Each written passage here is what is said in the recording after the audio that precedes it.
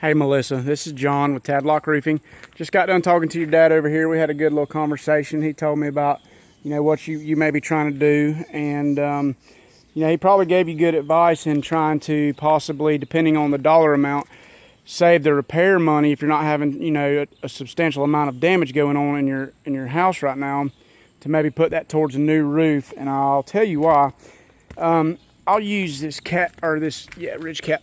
You can see the granules really well in this cap, and when you move down here you can see the difference in color. It gets darker.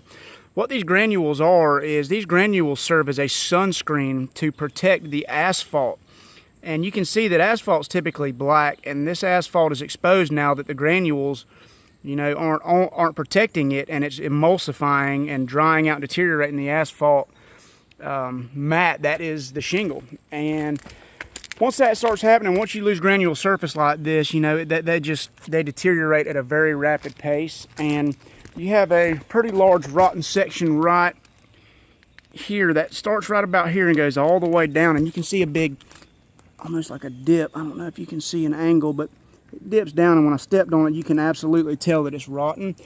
I'm not sure where or how the water's getting in because everything looks good, but that goes back to these shingles, just being worn out. That's when the granules are gone and the emulsification of the asphalt mat starts. That's when the water is getting through. It may not be getting through to the point where you're seeing it on the interior, but it's absolutely getting through, and the plywood decking is soaking it up. Another big spot that he pointed out is right here. You can see a big disturbance, just to give you an idea where we're at. If you look about 5 feet up from the eave, there's a huge spot, and you can kind of see it, but the light kind of messes it up and takes away from it. But there's an area from right about here. You see it humped up right there, and also right there humped up. Rotten spot right here.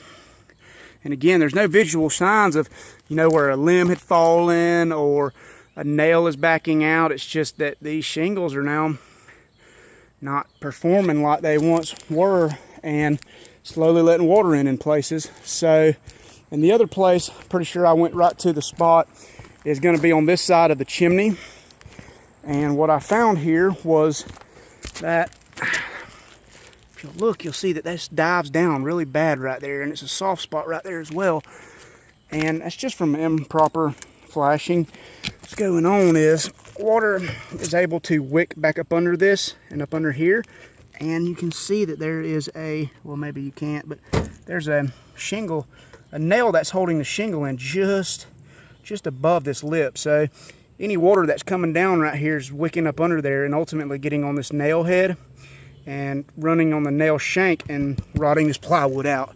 And it's taken a lot of rain for it to present itself as a problem on the interior way down inside, but it's definitely rotting up here. So I'm going to go ahead and work you up a proposal for a repair to encompass. Here's a good example too. It looks like this valley's been reworked at one time. Step over here where you can see better. Looks like this valley has been reworked at one time because there was probably issues in it. It's very common for valleys to rot away and be problematic areas, but you can see the shingle, the granules on this being a newer shingle versus this. You see these streaks, and that's not normal. That's the asphalt that you're seeing wearing away and basically leaving the roof next to being wide open to just taking on water. So I just wanted to show you that. That's what the roof should look like, and this is what it does look like. All right, Melissa, I sure hope that video serves helpful, and thank you for your time.